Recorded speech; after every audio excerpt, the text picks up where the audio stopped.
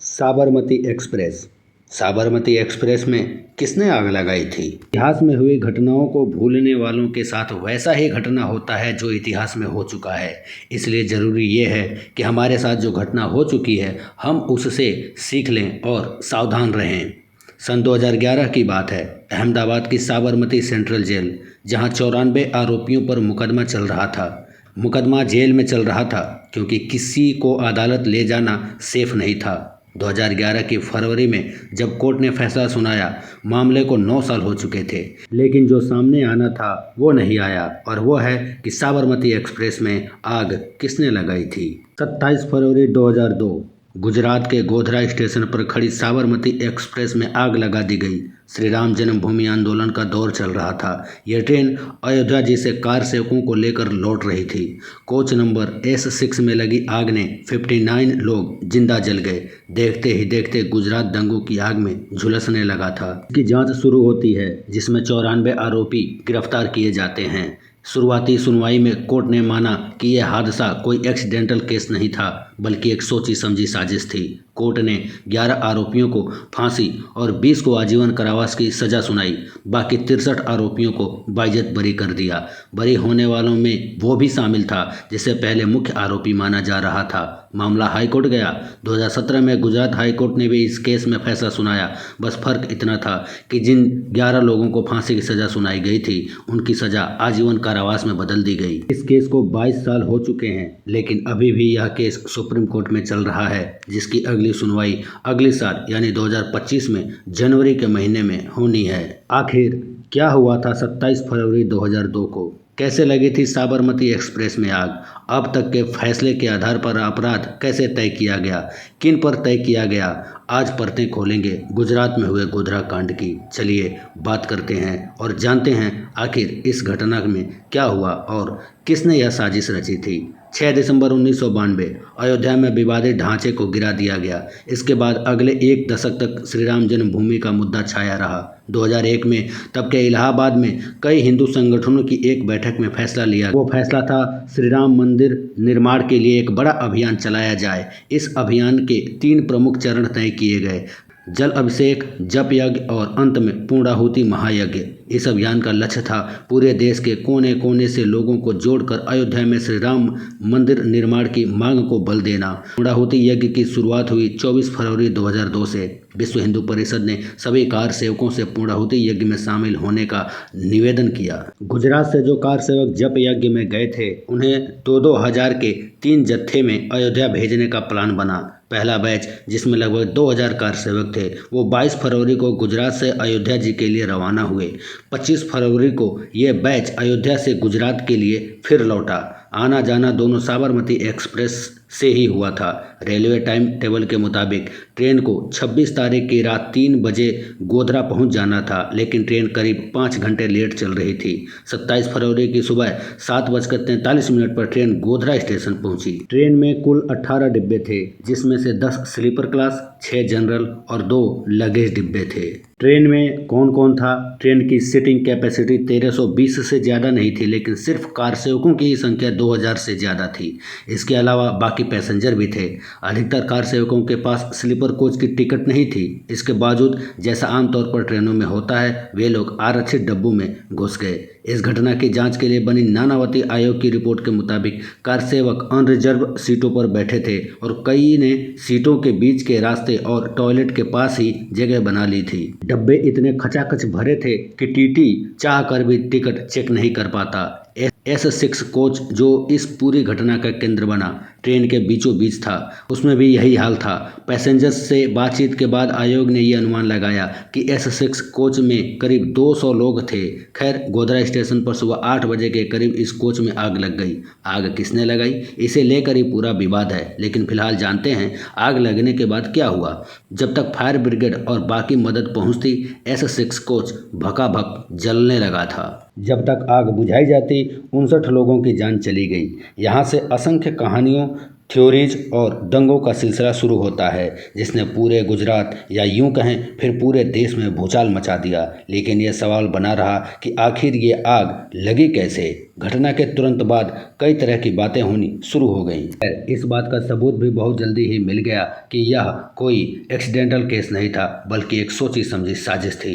गुजरात सरकार ने भी इसे साजिश बताया और कहा कि कश्मीर के आतंकवादियों और गोधरा के कट्टरपंथियों ने इसे मिलकर अंजाम दिया है। उसके बाद गुजरात सरकार ने इन दंगों की जांच के लिए एक मेंबर जांच कमेटी बनाई। इस कमेटी के लिए गुजरात हाई कोर्ट के रिटायर्ड जज जस्टिस के.जी. शाह को नियुक्त किया गया, लेकिन उनकी नियुक्ति पर भी विवाद हुआ। आरोप लगाए गए कि जस्टिस शाह भारतीय जनता पार्टी के करीबी हैं। सार्वजनिक दबाव के बाद सुप्रीम कोर्ट के रिटायर्ड जज जस्टिस जी.टी. नानावती को इस कमेटी का चेयरमैन बनाया गया। फिर भी के.जी. शाह कमेटी के मेंबर बने रहे। सन 2008 में कमेटी के रिपोर्ट सबमिट की।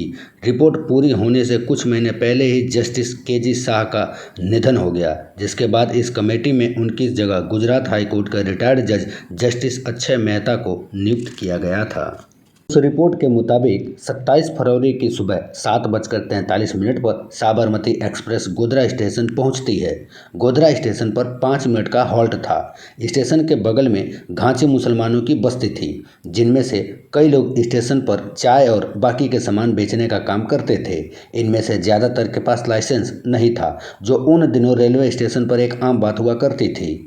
नानावती कमीशन की रिपोर्ट के अनुसार उस रोज गोधरा स्टेशन पर जब ट्रेन रुकी, कुछ कार सेवक उतरे। ट्रेन से उतरने के बाद उनकी कुछ मुस्लिम वेंडर्स के साथ नोकझोंक होती है।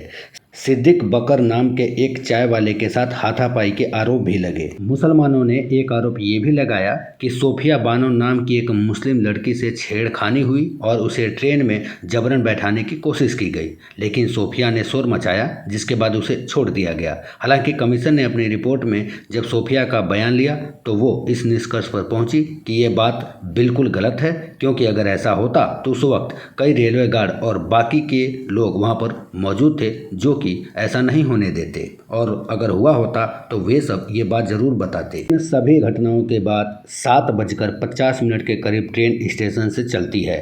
60 से 70 मीटर चलते ही ट्रेन के 4 डिब्बों में चेन खींची जाती है और ट्रेन रुक गई। ऐसा क्यों हुआ? यहाँ पर 2 तरह की थ्योरी कमीशन के सामने आई। कुछ का कहना था कि चंद कार सेवक प्लेटफॉर्म पर छूट गए थे, जिसकी वजह से ट्रेन खींची गई थी, जबकि यह बिल्कुल गलत है। वहीं दूसरे पक्ष का कहना था कि ट्रेन को जलाने के मकसद से उसे रोका गया था। यहाँ एक सवाल ये भी था कि ट्रेन को स्टेशन पर ही क्यों नहीं रोका गया? स्टेशन से थोड़ा आगे जाकर ट्रेन क्यों रोका गया? दरअसल हर स्टेशन के बाहरी छोर पर कुछ केबिन्स बने होते थे। पीले रंग से पुते छोटे छोटे कमरों को शायद आपने देखा होगा। इनका काम ट्रेन के मूवमेंट और ट्रैक्स को मैनेज करना होता है, लेकिन ये इलाका एकदम खुला था, जबकि स्टेशन में ट्रैक्स के दोनों तरफ दीवारें होती हैं, इसलिए भीड़ घुसकर अटैक नहीं कर सकती थी। इसलिए ट्रेन को स्टेशन से थोड़ा आगे ले जाकर रोका गया। चेन को देर से इसलिए खींचा गया ताकि उसे एक केबिन के पास रोका जा सके। नानावती रिपोर्ट आगे कहती है कि जब ट्रेन रुकती है तो भीड़ ने ट्रेन पर पत्थरबाजी करना शुरू कर दिया। इससे बचने के लिए ट्रेन में बैठे यात्रियों ने खिड़कियां बंद कर दी। कई लोग बचने के लिए ऊपर वाली बर्थ पर चढ़ गए, लेकिन इसी दौरान अचानक S6 में आग लग गई या लगा दी गई। ट्रेन में मौजूद पैसेंजरों से गवाही लिया गया था। उनसे पूछे जाने पर उन्होंने बताया था कि कुछ इनफ्लेमेबल लिक्विड और जलती पोटलियों को ट्रेन के अंदर फेंका गया था, जबकि गुजरात सरकार की तरफ से जांच कर रही टीम ने कमीशन को बताया था कि अपराधियों ने S6 और S7 के बीच जो कनेक्टिंग डक्ट होता है उसे तोड़ा और अंदर घुसकर करीब 60 लीटर पेट्रोल ट्रेन में उधेड़ा और आग लगा दी। ये इस घटना का सबसे बड़ा सवाल था। ये बात कुछ हद तक साफ हुई। फॉरेंसिक साइंस लेबोरेटरी FSL की रिपोर्ट के मुताबिक ये सच सामने आया था। इस सवाल का जवाब बेहद जरूरी था कि आग लगी कैसे? क्या अंदर कोई शॉर्ट सर्किट हुआ था, किसी पैसेंजर की गलती से आग लगी, या बाहर से किसी ने लगाई थी? इसकी जांच करने की जिम्मेदारी गुजरात सरकार ने अहमदाबाद की FSL लैब को दे दिया। FSL ने जो रिपोर्ट सबमिट किया था, उस रिपोर्ट के मुताबिक आग शॉर्ट सर्किट से नहीं बल्कि एक इनफ्लेमेबल लिक्विड से लगी थी।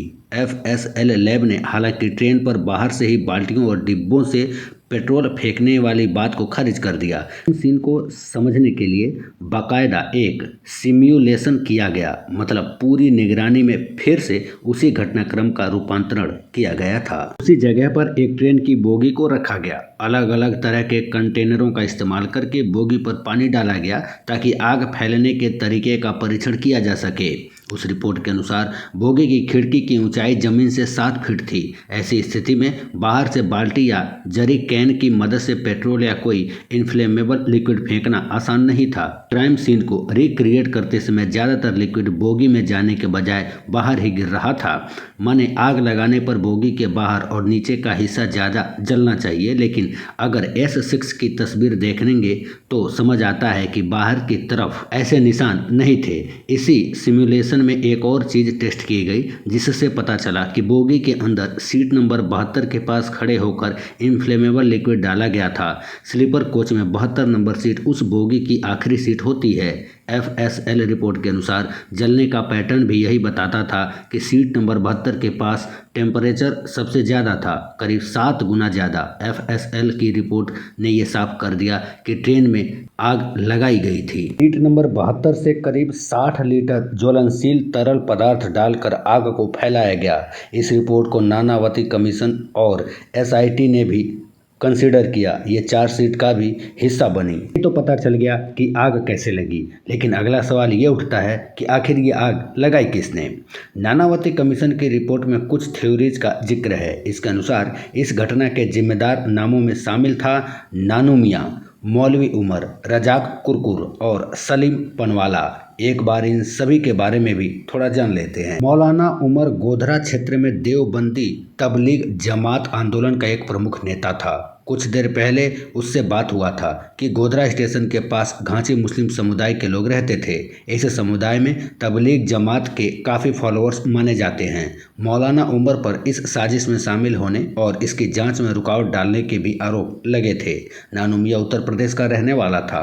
वो CRPF में कांस्टेबल था और उसे अप्रैल 2000 में नौकरी से निकाल दिया गया था। इसके अलावा रजाक कुरकुर और सलीम पानवाला गोधरा रेलवे स्टेशन पर ही अपनी दुकान चलाते थे। इस केस में जो मुख्य विटनेस थे उनका नाम था अजय कन्नू भाई, जो कि रेलवे गोधरा स्टेशन पर ही चाय की टपरी पर काम करते थे। उन्होंने कमीशन को बताया कि सलीम पानवाला और रजाक कुरकुर स्टेशन पर मौजूद सभी वेंडर्स पर अपनी ठाक जमाते थे। उनकी मर्जी के बगैर स्टेशन पर कोई व्यक्ति सामान नहीं बेच सकता था। यहाँ तक कि रेलवे के अधिकारी और सुरक्षा बल भी उनको कंट्रोल नहीं कर पाते थे। पुलिस ने जब रजाक कुरकुर से पूछताछ किया तो उसने बयान दिया कि नानू मियाँ अपने गोधरा दौरों के दौरान अक्सर अमन गेस्ट हाउस जाता था।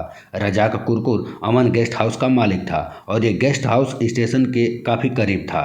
जब उसने आखिरी बार अमन गेस्ट हाउस का दौरा किया तो उसने रजाक कुरकुर और दूसरे लोगों को बताया कि कैसे कश्मीर में मुस्लिम ऑर्गेनाइजेशंस प्रशासन से लड़ रही थी। इस तरह की बातें करके रजाक कुरकुर और अन्य लोगों को उकसाने की कोशिश करता था। इसके बाद हाजी बिलाल, रजाक कुरकुर और सलीम पानवाला घटना से एक दिन पहले अमन गेस्ट हाउस में मिले थे। वहां मिलकर एक साजिश रची गई। पेट्रोल पंप पर उस वक्त मौजूद कर्मचारियों ने कमीशन को बताया कि 26 तारीख की रात करीब 10 बजे कुरकुर और पानवाला काला भाई पेट्रोल पंप गए थे।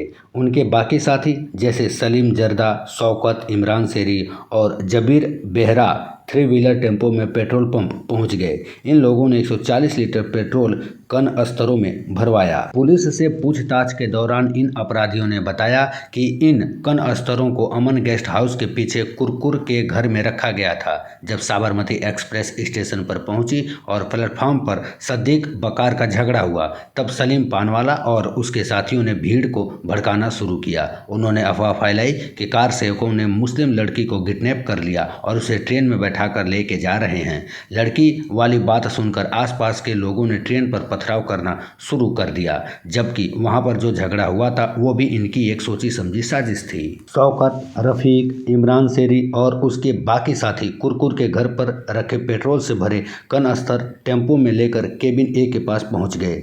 लतीको नाम के शख्स ने एक बड़े चाकू से पेट्रोल के कन स्तरों के ऊपरी हिस्से में छेद किया और कोच S6 और S7 के बीच के वेस्टिब्यूल यानी दोनों डिब्बों को जोड़ने वाले क्लैंप को काट दिया। उसके बाद इन सब ने मिलकर अंदर करीब 60 लीटर पेट्रोल डाला और आग लगा दी। कुरकुर और पान वाला ने अपनी निगरानी में इस कांड को अंजाम दिया और कमीशन के मुताबिक इस पूरे कांड का मास्टरमाइंड था मौलाना उमर। गोधरा ट्रेन कांड मामले में विशेष अदालत के जज PR पटेल ने फैसला सुनाया कि 26 फरवरी 2002 की रात गोधरा के अमन गेस्ट हाउस में एक साजिश रची गई थी। इस बैठक में रजाक कुरकुर के साथ सलीम पानवाला और उसके साथी मौजूद थे।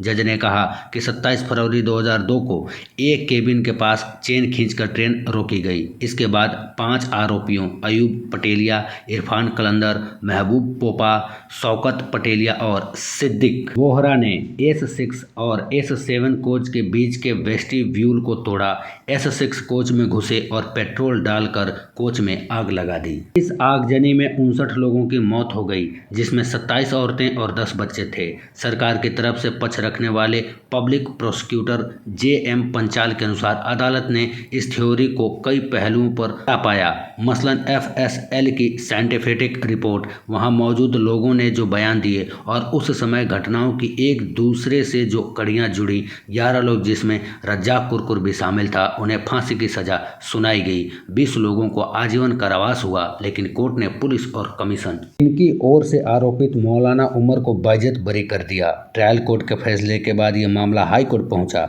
सन 2017 में गुजरात हाई कोर्ट ने इस मामले पर अपना जजमेंट दिया। हाई कोर्ट ने 11 लोगों की फांसी को आजीवन कारावास में बदल दिया। इस जजमेंट के बाद 10 अक्टूबर 2017 को इंडियन एक्सप्रेस में एक रिपोर्ट छपी थी, जिसमें S6 में उस वक्त मौजूद लोग जो बच गए लेकिन करीबियों को खो बैठे थे, उन्होंने इस जजमेंट को बिल्कुल गलत बताया। उन्होंने कहा कि यह फैसला समाज को एक गलत संदेश देगा।